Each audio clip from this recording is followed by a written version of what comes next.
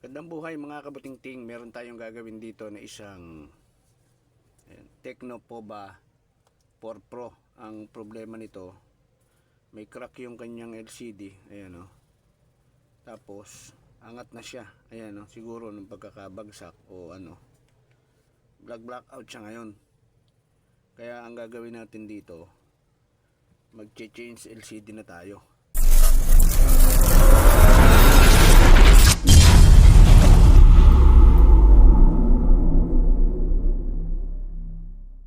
Magpapalit na tayo ng bagong LCD. Unang gagawin natin, ito ko yung kanyang SIM tray, tanggalin nyo yan. Tapos dito sa ilalim, ayan, dito tayo magsusungkit ng at tatanggalin natin ito muna, tatanggalin nyo itong cover na to bago yung side cover. Dito nagamit tayo ng curve, ayan o, dito, ayan. Bali ito ininita na natin kanina, hindi na lang natin pinakita. Ayan, madali na siyang tanggalin pagka nainitan. Ayan. Tapos mayroong mga tornilyo dito, tatanggalin natin lahat yan. Bali tanggalin natin lahat ng mga tornilyo kasi tatanggalin natin yung itong side cover nya, kaya kailangan tanggalin natin lahat yung mga tornilyo. Yung ganyan ang pagpapalit ng LCD nyan. Pati itong battery na to tatanggalin natin dahil yung flex ng ating LCD nasa ilalim ng battery, kaya iaangat natin yung obligado yung battery. Ito mga kabutingting, kakaiba yung battery flex nito, dalawa yung connector nya. Tingnan nyo, pakikita ko sa inyo.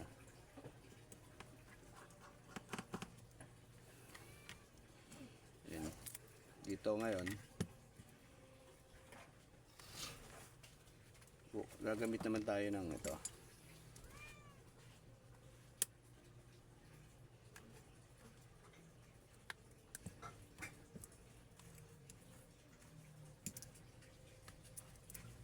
Ayan, kukukuhin na natin yan, magkaganyan.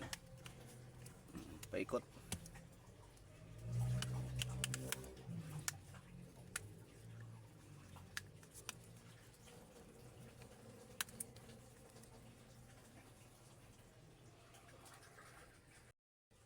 Ayan o. Ngayon ito, ingat kayo dito sa fingerprint dito. Iangat nyo lang muna siya. Ganyan. Buo. Dito. Kasi, ayan o, huwag nyo hihilahin. Ganyan nyo. Ito, yung flex nya. Ayan o. Ayan o. Ito. Angat nyo yan para matanggal nyo yung side cover nya. Ngayon, ito yung sinasabi ko kanina. Ayan o, ito. Ito yung flex ng battery. Tsaka ito. Ayan. Angat nyo yan. Kaya ang pangagat nyo, gamit nyo plastic. Ito. Sa LCD. Ngayon, itong battery, angat nyo dito. Pag ganyan, ito. Ayan. Dito. Ayan. Sungkitin nyo. Ayan. Yun o. Tanggal natin. Ito ngayon yung flex ng battery, ay nung LCD natin. Ayan o. Tulak nyo lang yan kasi wala na yan eh. Tanggal na eh o. Diba kanina pinakita ko sa video. Ngayon bago natin siya dikitan, kailangan malinis natin itong paikot dito. Kasi may mga naiwang mga dikit yan eh. Ayan o. Ayan o. Ayan o. Kaya kailangan bago nyo ilapat yung bagong LCD, malinis yan, paikot. para yung bagong LCD hindi siya nakabukol, nakaumbok. Kaya kailangan linisin yan, paikot yan. Yan. Ngayon ladies na natin, ito ngayon yung papalit natin. Ito LCD bago, ayan o, POBA 4 Pro. Ngayon tanggalin nyo to. Yan, trial pa lang naman to eh. Mamaya ito, bago natin siya idikit, tatanggalin natin yan. Saka itong puti na to, tanggalin natin yan. Pero tetestingin muna natin, kaya yan, ganyan. Titingnan nyo kung lapat siya, picture sa frame. Yan, replacement na kasi ito eh. Tapos dito ganyan, kabit nyo to, yung flex nya. Yan, kung napapansin nyo parang mahaba siya, di ba? Gaganyan nyo yan, kailangan pantay yan. Kung mailalim dun sa dito, pag ganyan, yan, para hindi siya ma-damage, kailangan nakapantay siya, nakailalim. Ayan. Tapos isusunod natin ngayon yung kanyang battery. Ito.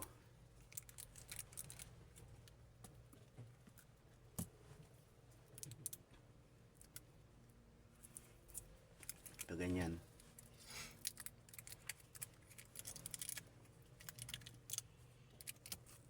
Dalawa yung flex nito ah. Ayan o. Kaya nakakabit na yan. Ito naman yung sa battery. Kakabit nyo yan parehas. Hindi ko alam bakit dalawa yung flex nito eh. Kabilaan eh.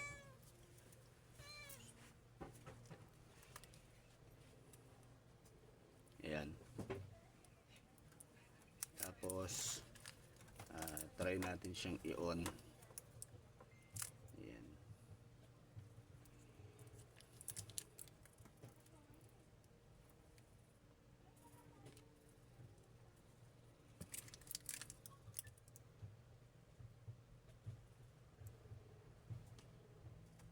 Ayan o, bumukas na o.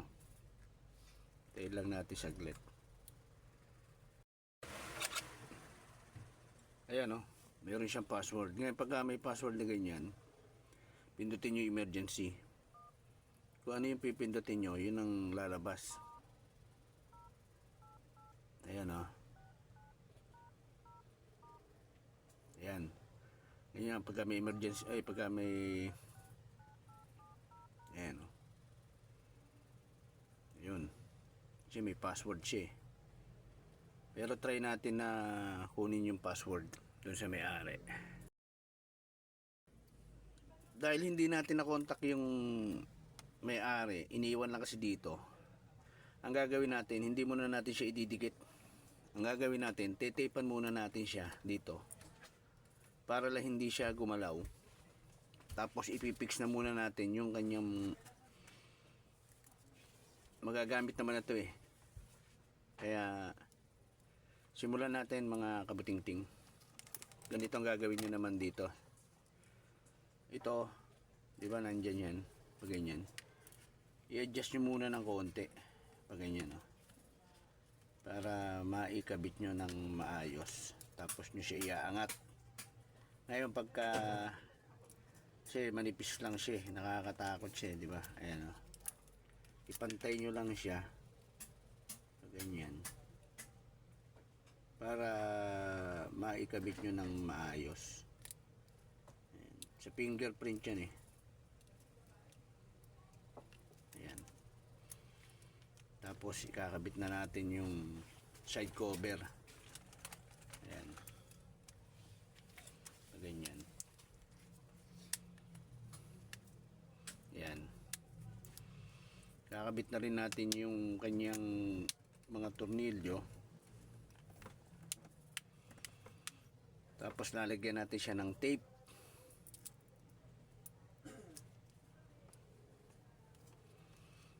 kabit natin yung mga tornilyo niya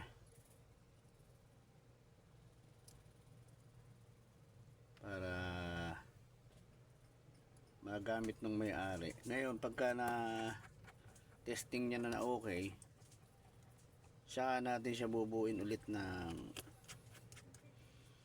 panibago, yung nakadikit na yung kanyang LCD. Ipipix na natin ng mabuti.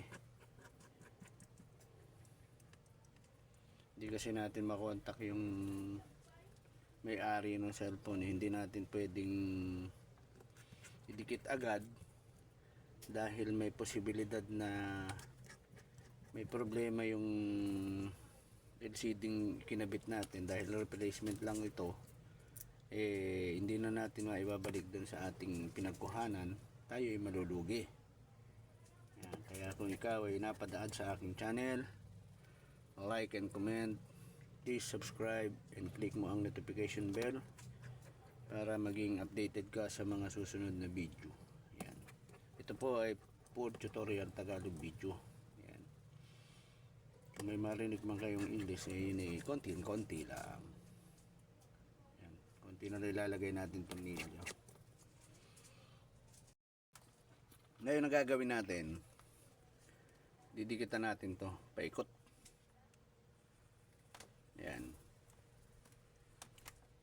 Para magamit na nung may-ari. Yan.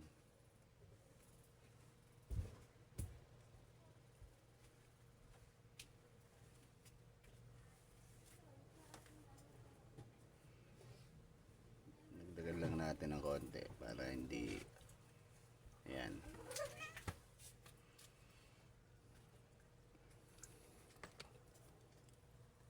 Yan, fix na natin mga kabutingting.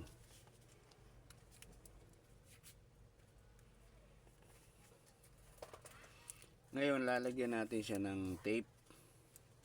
Yan. Ganito gawin nyo, ganyan. Tapos di hanggang sa ilalim para dumikit siyang mabuti. Ayan. Nakikita ko sa inyo mamaya. Magagamit naman na ito, may password lang kaya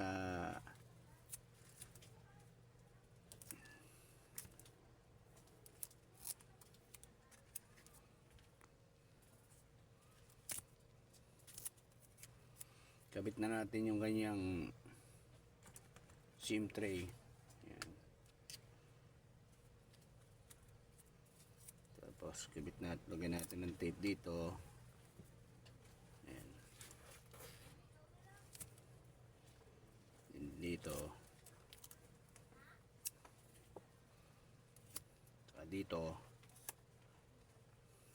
Yan, magagamit na nung may-ari.